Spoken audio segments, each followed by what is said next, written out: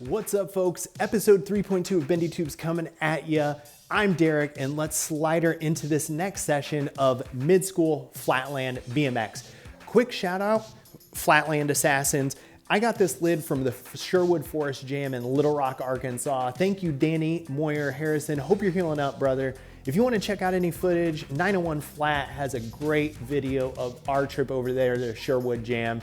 And back to the person, the shout out, Chris Young, man, keeping Flatland alive, helping out jams and people, and just keeping the momentum behind the movement. So Chris Young, OG, Plywood Hood, Flatland Assassins, check them out, flatlandassassins.com.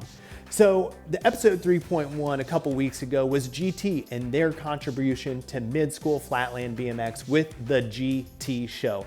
Absolute icon of a bike. Now, as you know, GT had a brother, cousin, some kind of sibling called Dyno. We're gonna highlight Dyno today. So, a little bit of backstory. Bob Morales, was sitting around one day and he's like, I'm gonna start a bike company. And his buddy Crew Jones was like, you totally should. And so he did the do and started Dyno Bikes. It was mostly soft goods, shirts, breeches, race goods, stuff like that.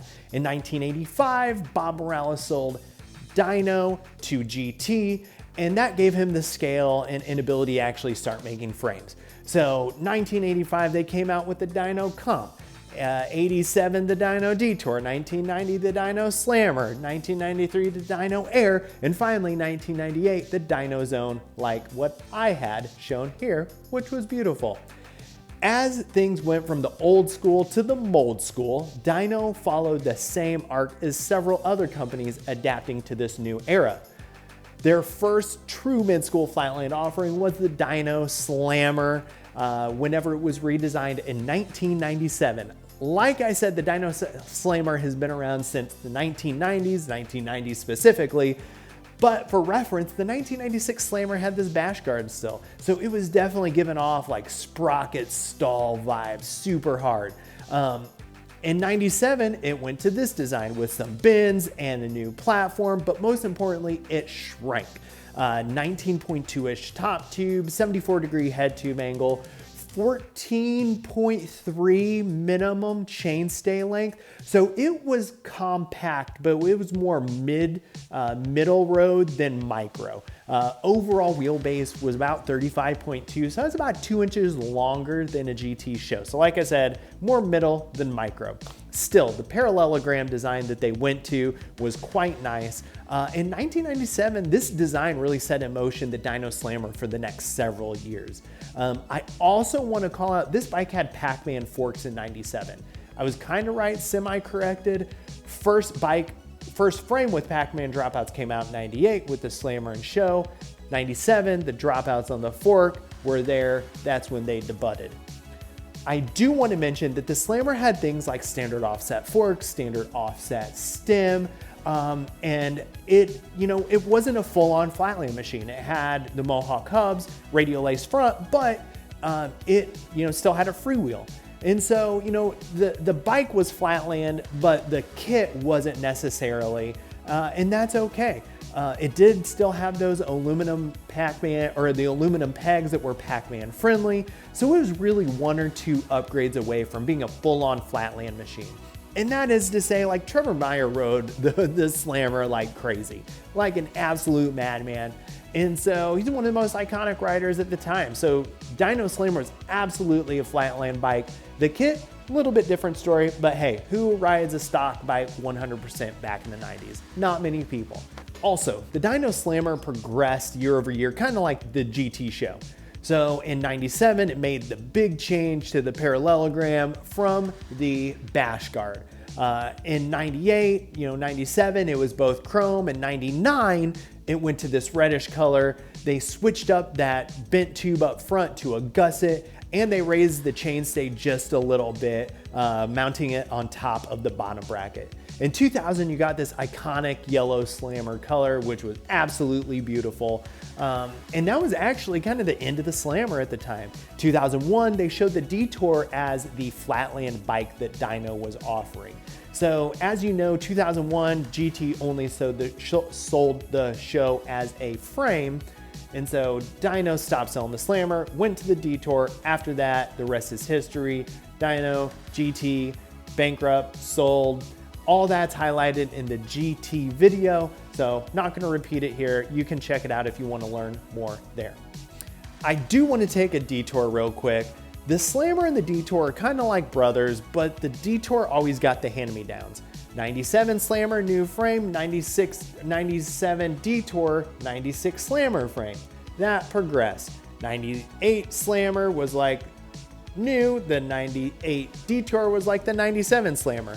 Finally in 2000, they both had the same frame. Yellow Slammer, sexy green and purple chameleon Detour, same gussets, same Pac-Man dropouts, everything was the same. Ironically enough, in 2000 when we got the yellow Slammer, there was no Detour mentioned. So sharing, I don't know, caring, whatever. Now I had the Detour of that 2000 era and that thing was amazing. The paint job was beautiful. It was my first flatland frame. I slapped some of the aluminum pegs on, slapped the GT show bars on, and I love that bike. It was my first flatland bike. I rode it with the freewheel. I probably didn't even know what a free coaster was at the time, but it made a mark on me, obviously, because I'm here talking about it today. Also, Dyno had a kind of weird relationship with flatland. In 96, they showed the Slammer with the bash guard as a flatland bike, but in 97, it was shown with Dave Volker in the background as a ramp bike. 98, they pivoted really hard into flatland at that point. So they kind of had an identity crisis about if they wanted to be a flatland bike like all of us in the 90s.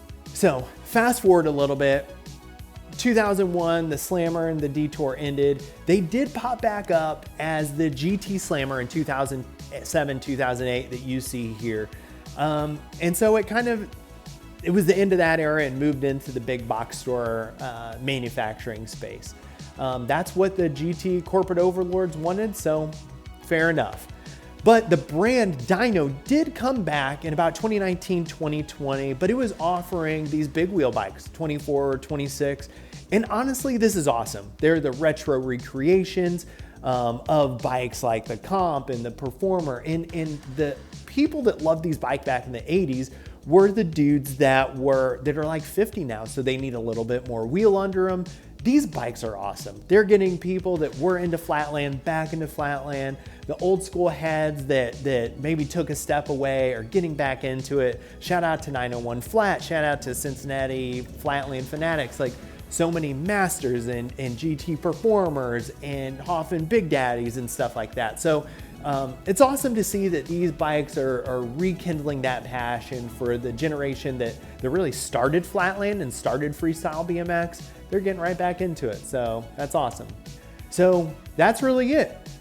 Dyno's contribution to mid-school flatland with the Slammer and to a lesser degree, the Detour. Thank you, Dyno, for this. You guys nailed it. And we've got more bendy tubes coming. The next ones that I'm working on, Big Dog, Schwinn, Betwixt, Quammen, based on a couple requests. So those are gonna take some time to research and compile, but they are in the works. In between now and then, we'll get some more BOGOs, we'll get a couple boutiques, but I'm Derek, this is bendy tubes, thanks for watching.